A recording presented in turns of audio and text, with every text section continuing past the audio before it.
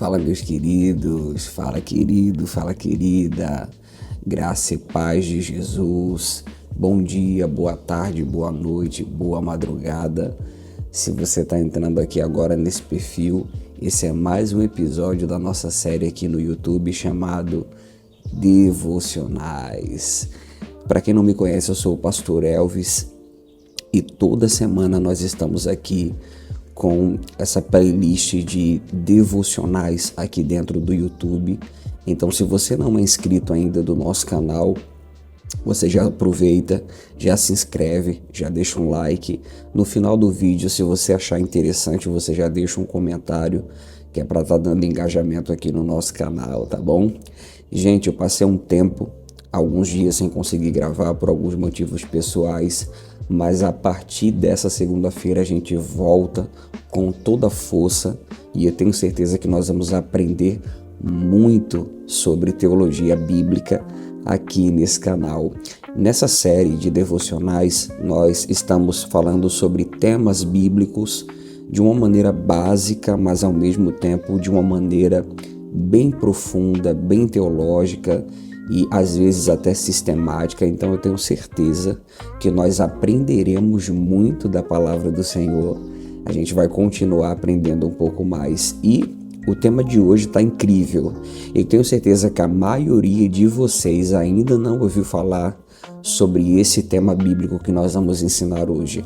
O tema de hoje é o mistério dos dois Adões. Olha que incrível, o mistério dos dois Adões. Então o nosso texto de hoje é Romanos capítulo 5, versos 18 e 19. Eu tenho certeza que você vai aprender muito hoje. Então você já faz o seguinte, você pega um bloco de notas, você pega aí alguma coisa que você possa estar fazendo uma anotação, como um tablet, um iPad, ou até mesmo no seu computador você já abre uma aba de notas aí, porque eu tenho certeza que algumas informações vão ser muito contundentes, muito importantes para a nossa vida. Vai ser muito bom você poder anotar. Se você não está podendo anotar agora, você já deixa esse vídeo salvo. Quando você dá um like, ele já fica salvo dentro do seu próprio perfil, para que você possa estar assistindo com um caderno e a Bíblia aberta e para que você esteja acompanhando essa nossa interpretação estilo devocional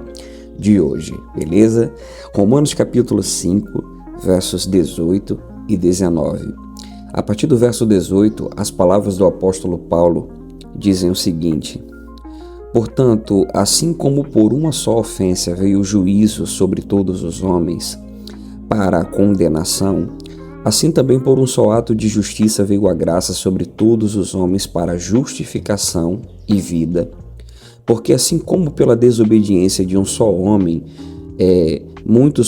todos foram constituídos como pecadores, assim também pela obediência muitos serão constituídos como justos. Quando nós estamos fazendo uma leitura bíblica, existem algumas doutrinas que elas são doutrinas conjuntas. Dentro dessas doutrinas nós temos a antropologia, a martiologia e nós temos a soteriologia. A antropologia é a doutrina bíblica na área da teologia que vai trabalhar sobre a formação do homem, a criação do homem e o propósito de Deus na criação do homem. Então a antropologia vai trabalhar em assuntos como a própria tricotomia. A antropologia vai nos ensinar que o homem é um ser vivente que tem uma alma e essa alma ela tem um corpo e tem um espírito que habita dentro desse corpo. Então esse homem é um ser vivente ou uma alma vivente que tem um espírito que habita num corpo. E essas características dessas vidas, elas possuem ciências específicas. Nós chamamos a vida do espírito de pneuma, nós chamamos a vida do corpo de vida bios, vida biológica, e nós chamamos a vida da alma de nefesh, ou de psique. Então, nós temos essa construção que a Bíblia mostra e nós chamamos isso de antropologia bíblica. É a doutrina que mostra sobre a formação do homem e o propósito pelo qual Deus criou e formou esse homem. Depois dessa doutrina, a segunda doutrina é uma doutrina chamada amartiologia. A martiologia, amartia, é a doutrina do pecado. E a doutrina do pecado é constituída na ideia do pecado original, aonde Adão cai e esse pecado acaba contaminando toda a humanidade. Então a Bíblia diz: e todos pecaram e carecem, e destituídos ou carecem da glória de Deus. Depois que nós entendemos o que é a antropologia e a martiologia, a terceira doutrina é uma doutrina chamada soteriologia, que é a doutrina da salvação. Então é impossível compreender uma dessas três doutrinas sem compreender as três doutrinas. A antropologia, que é a doutrina que mostra Deus construindo, Deus formando o homem, fazendo o homem, e o motivo pelo qual Deus cria esse homem, como Deus cria esse homem, dotando a ele, por exemplo, entendimento, intuição, discernimento, comunhão, razão, vontade.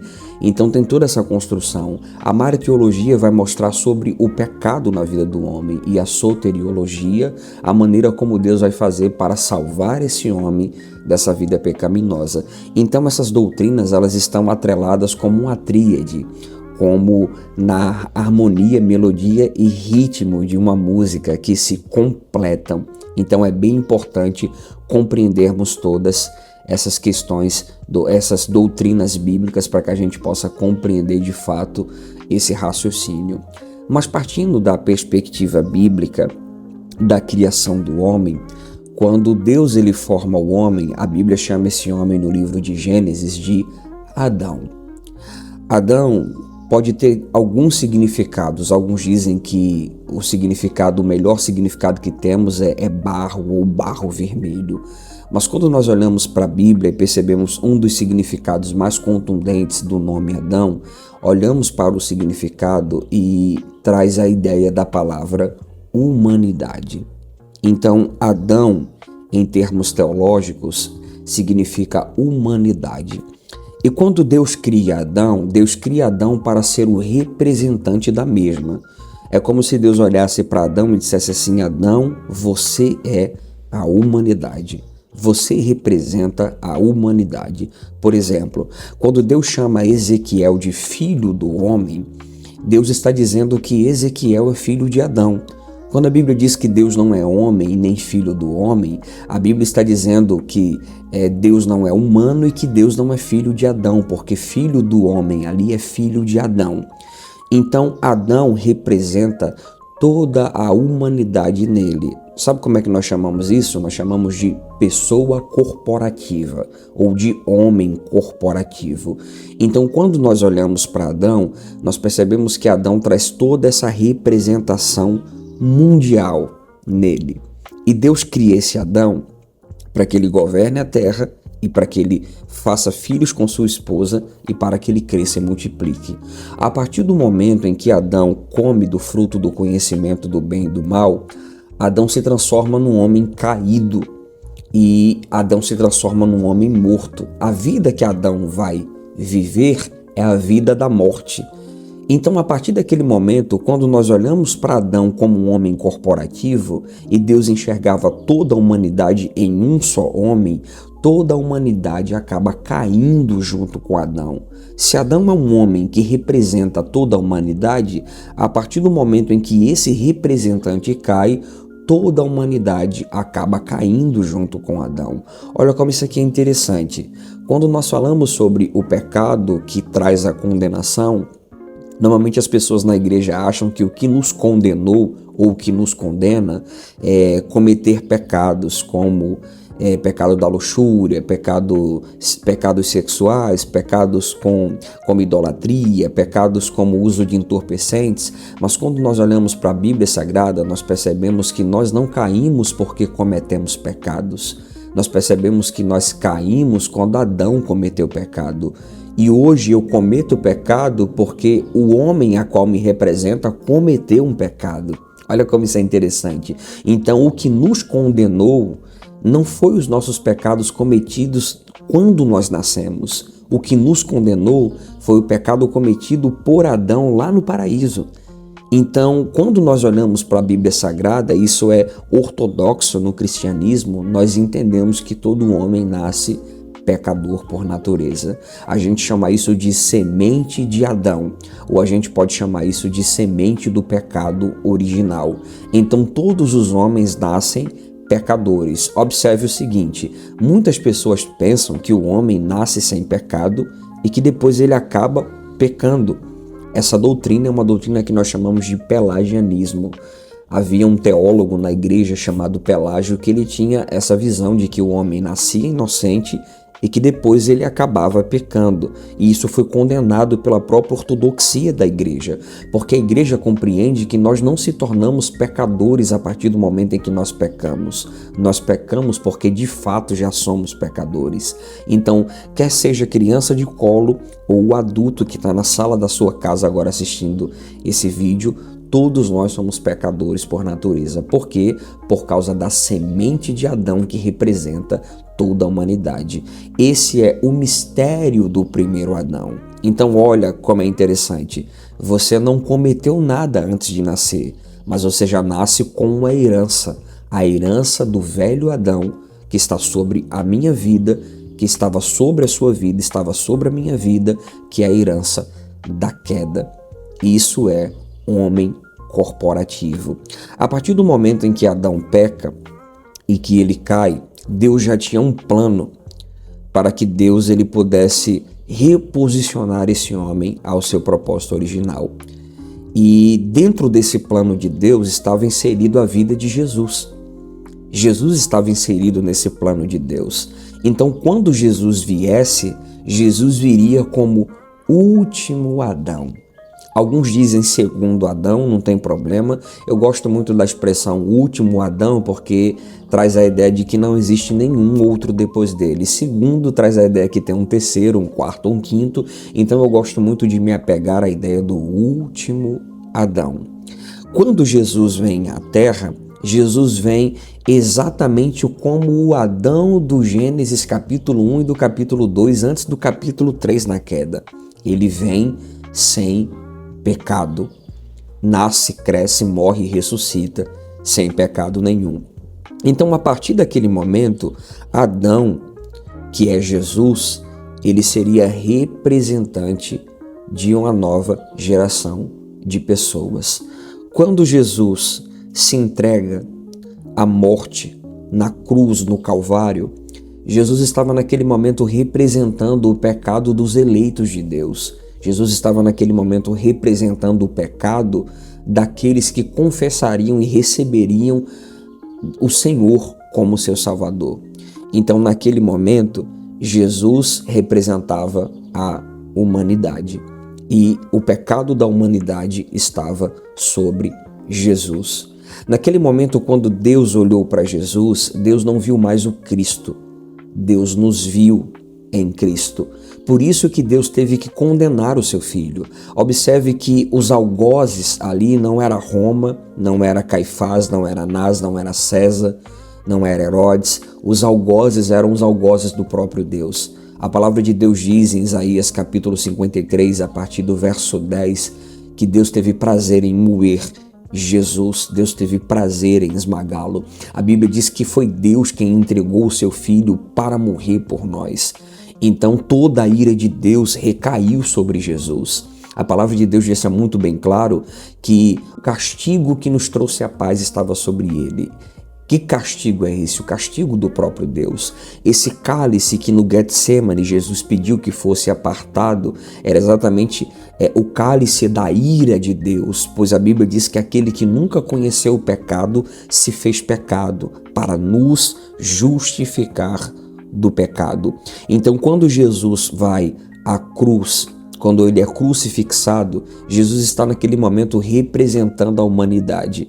E essa humanidade são os eleitos de Deus. Ele está ali representando aqueles pelos quais o Senhor veio salvar e buscar. Quando Deus olha para Cristo, Deus não vê mais Cristo. Deus vê você. Deus me vê. Como é que a gente chama esse tipo de doutrina bíblica? O poder da representatividade. Representação ou homem corporativo. Observe, você não estava lá no jardim, mas a culpa recaiu sobre você, porque aquele homem nos representava. Eu não estava na cruz e você também não estava na cruz. Mas quando Jesus fez aquilo, também recaiu sobre você. Então, a partir do momento em que esse último Adão se coloca na cruz para morrer pelos eleitos de Deus, ele está nos representando, assumindo o nosso lugar como nosso representante, um homem corporativo. E o que é que acontece naquele momento?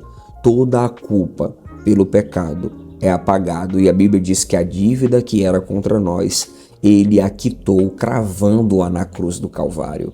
Então, a partir daquele momento, Deus olharia para aqueles que recebessem esse sacrifício de Jesus como inocentes.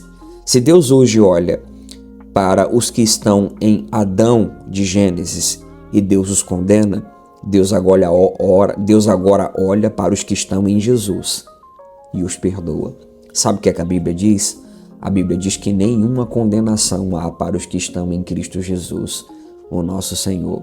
A Bíblia diz que Deus estava em Cristo Jesus reconciliando consigo mesmo o mundo, não lhes imputando os seus pecados, mas colocando em nós a palavra da reconciliação. A partir do momento em que Jesus se transformou em pecado, ele não cometeu pecado, ele se fez pecado, Deus enxergou todos os nossos pecados em Jesus. Para quê, pastor Elvis? Para que hoje, quando Deus olhar para você, ele não veja mais você, ele veja Cristo. E o motivo de Deus não nos condenar é o motivo de que quando Deus olha para a gente, ele não nos vê no Adão de Gênesis 3. Ele nos vê em Jesus.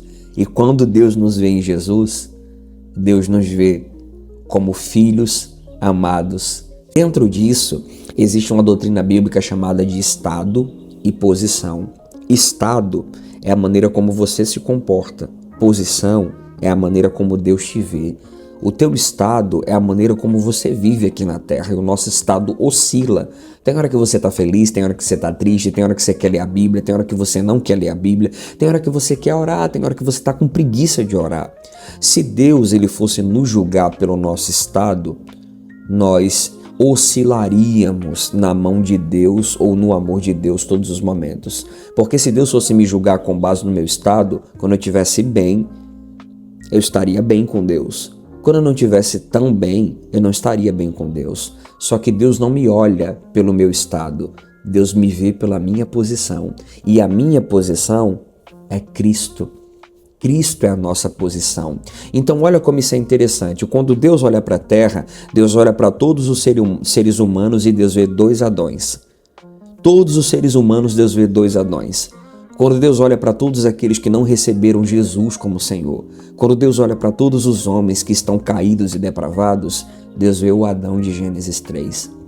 E se Deus enxergar Adão de Gênesis 3 até o dia dele voltar ou até o dia dessa pessoa morrer, ela está condenada em pecado e pecados. Mas quando Deus olha para a terra, Deus também vê pessoas no último Adão.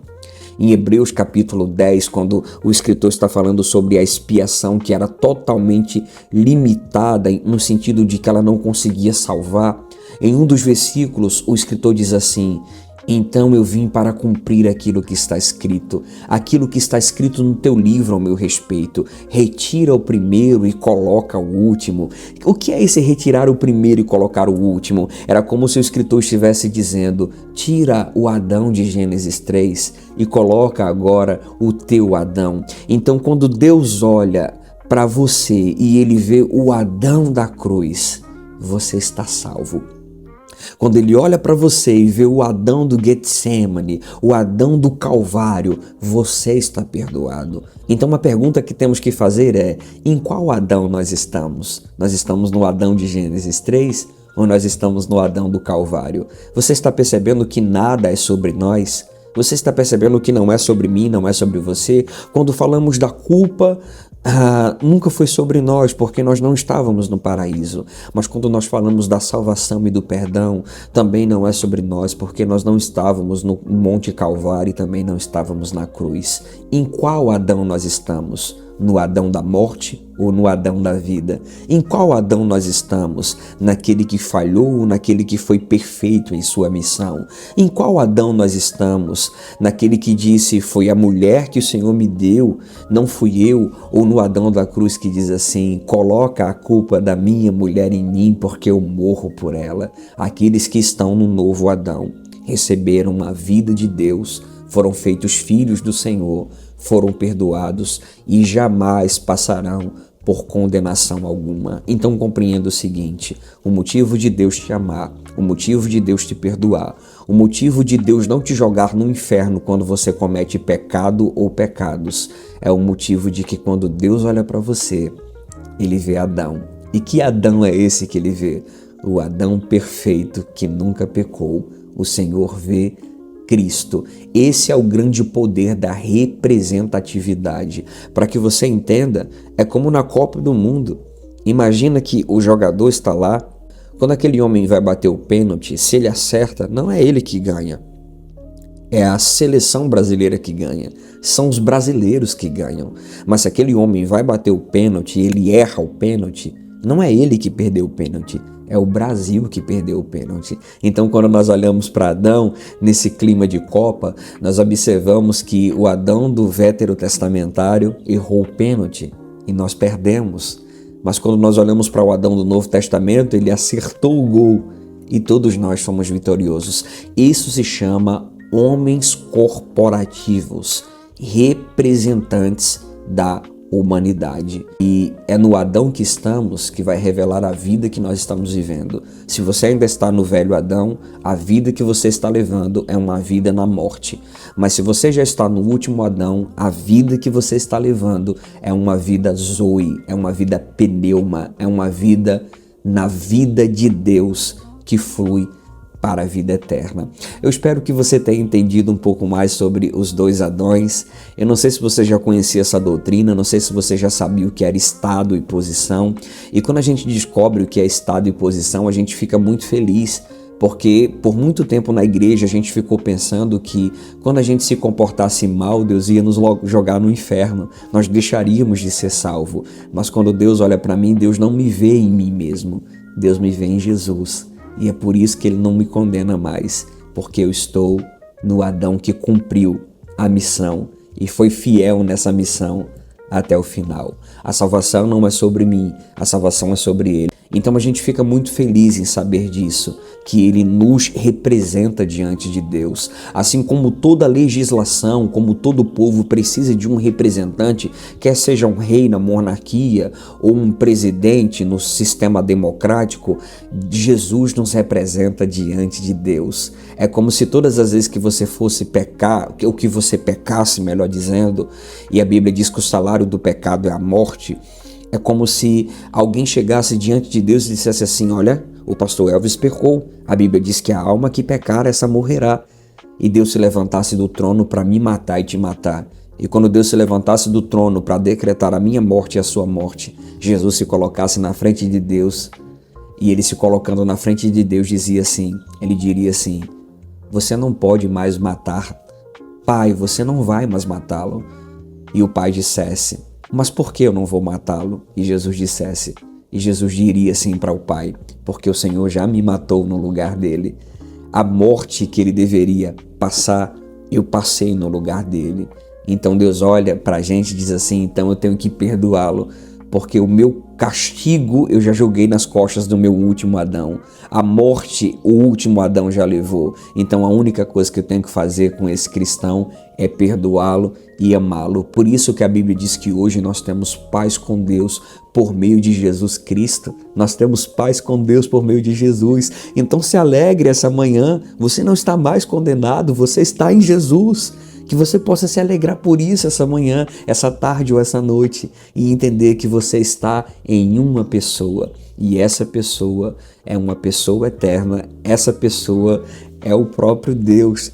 encarnado, é o Filho de Deus, Jesus Cristo, tá bom? Eu vou parar por aqui porque esse assunto eu acho ele maravilhoso, eu gosto demais desse assunto. E se você quiser se entender um pouco mais, se você quiser entender sobre antropologia, pastor, fiquei curioso, esse negócio de vida da alma, vida do... Fala um pouco mais isso, coloca aí um comentário, pastor, fala sobre a tricotomia, fala sobre a salvação na tricotomia, a gente pode estar falando sobre isso, tá bom? Não se esquece, irmão, de deixar um comentário aqui sobre esse vídeo, que eu tenho certeza que foi bem legal. Não esquece de deixar o like, não se esquece de ativar o sino das notificações para que quando a plataforma jogar o vídeo, quando eu jogar o vídeo na plataforma, você já ser notificado e assistir na íntegra, tá bom? Até a próxima, gente, que Deus nos abençoe e nos dê graça para que a gente continue nessa caminhada bíblica até que Ele venha. Deus abençoe, em nome de Jesus.